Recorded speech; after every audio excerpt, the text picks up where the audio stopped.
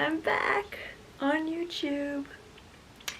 So I wanted to do this video because I was hospitalized recently, which you would have seen through my social medias, and I kind of wanted to talk about why I was hospitalized, number one, and secondly about anorexia.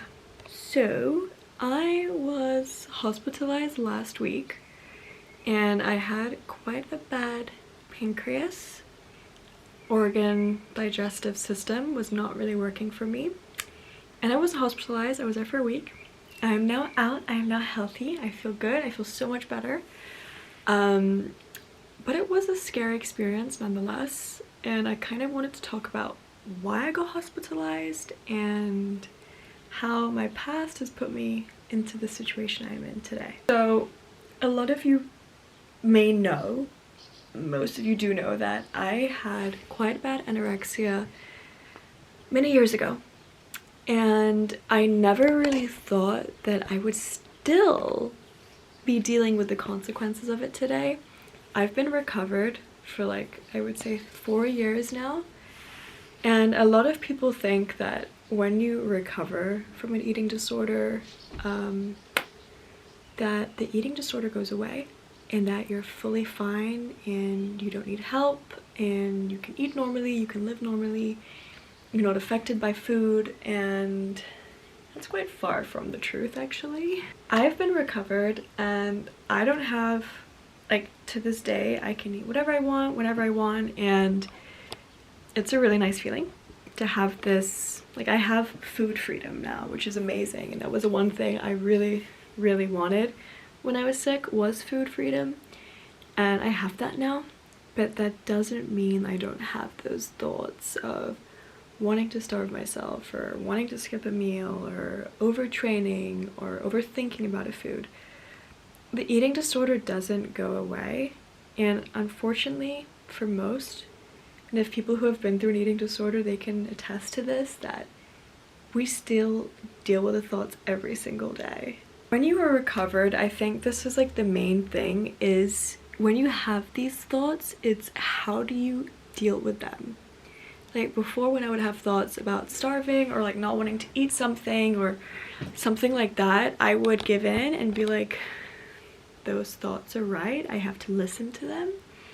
But now it's all about how I deal with them. I do not let them take control of me, and I have freedom of being able to say, okay, the eating disorder wants me to starve today, but I'm not going to do it because I understand the importance of food, the importance of life, and I have recovered and I want to live, and I am not in this really dark place anymore. Fast forward, well, not fast forward, but as I was hospitalized last week, I was diagnosed with all kinds of stuff. I was diagnosed with pancreatitis, gastroenteritis, I had a viral infection, and it was a really scary experience because that day when I was hospitalized, I did not feel well.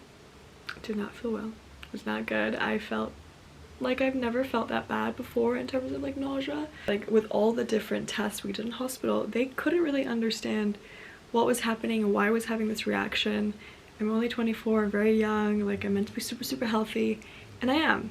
Like I train all the time, I eat super well, and you know, I'm a fit person. But because I have suffered from an anorexia eating disorder, it has left a mark on me. And this is not the first time that I've been hospitalized with a serious condition or an issue where I had to be left in hospital. Obviously, apart from me being sick with anorexia, I have been sick quite a lot in the past few years since being recovered. I have had pneumonia twice in the past couple of years, and I'm too young to be having pneumonia at such a young age. It's not right, and it is to do with all the damage that I've done in my body when I was really sick with my eating disorder. When you're going through like an eating disorder, you understand that, like, you don't understand you're doing really any harm at all, but you don't really even think about the foreseeable future, like how my health is gonna look like. Like I knew I was very sick at the time, I had heart issues, and I knew that I was dealing with it now, and I generally thought, okay, if I recovered, I'll be healthy again, I'll get my life back. It doesn't work like that. Because I'm still dealing with the consequences of starvation, malnutrition 4 years later, because I'm still very young, I'm in my 20s. Like, my body is not meant to be getting sick so frequently. The reality is, of when you recover from an eating disorder, do you fully recover? That's like a question I get a lot. I would not say yes, because you don't fully recover. I still have those thoughts, I still have those days where I really don't want to eat, where, I mean, the body image dysmorphia for me, like after recovering, being recovered, is still something I struggle with immensely. That mirrors are sometimes a big problem for me still. I cannot look at myself in the mirror without feeling extremely insecure. And that is, again, an after effect of anorexia. I mean, obviously during the really harrowing times of my eating disorder, I could, like, oh, my mirror is recovered, I could not look at myself. And there are days now where I have that tendency of, like, I want to cover everything, I do not want to look at myself. I don't feel good when I look at myself sometimes. And that's okay, I mean, that's normal. But it comes to a point where sometimes I feel repulsed, and it makes me not want to eat. It makes me want to cut out X amount of food or this or that. But since I'm in a place where I can understand the effects of what I have done to my body, that I will never go through that again, I will never put my body through that again, I know that I have these thoughts, they come in, but how do I talk to myself is the biggest difference in recovery than how I talked to myself back when I was really sick. I just kind of wanted to just do this video because I get a lot of questions like, how do you feel now? Are you 100% recovered?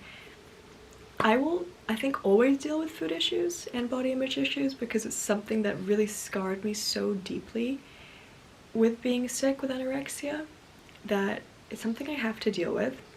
And obviously being hospitalized for pneumonia or pancreatitis or stuff like this, it's like all before the age of 25, is the aftermath of the starvation I did, and something I have to deal with and grapple with, because I now have to take accountability for it and be like, okay, there's certain things that I have to realize that I am not the healthiest individual, of course, because of what I've done to myself in the past. I live a very healthy lifestyle, but there are some things that I can't undo, unfortunately, but I can try to be better with everything that I do moving forward. So this is like a major PSA for anyone who is thinking of doing a harsh diet or harsh restriction or doing stuff in the name of health or control. Remember, whatever you're doing is going to leave a long-lasting effect on you. You may not think about it, but it stays with you, your body remembers.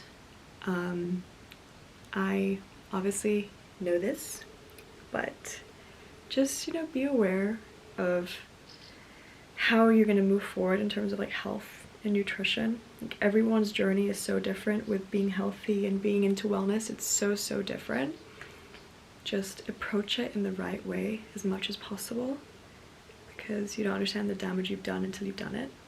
So do everything in a balanced way. So that's that. I wanted to kind of talk about that. Just because I've gone through an eating disorder doesn't mean I don't still struggle with the voices and telling me not to eat or telling me to do this or not eat that. They're still there, but I just talk to myself in a different way now, and I'm able to identify the triggering stuff for me and how not to let it affect me. So yeah, I will be more active on YouTube because I'm back home, my ski season is done, and I'm out of hospital, thank God. So yeah, I will see you very soon. Bye.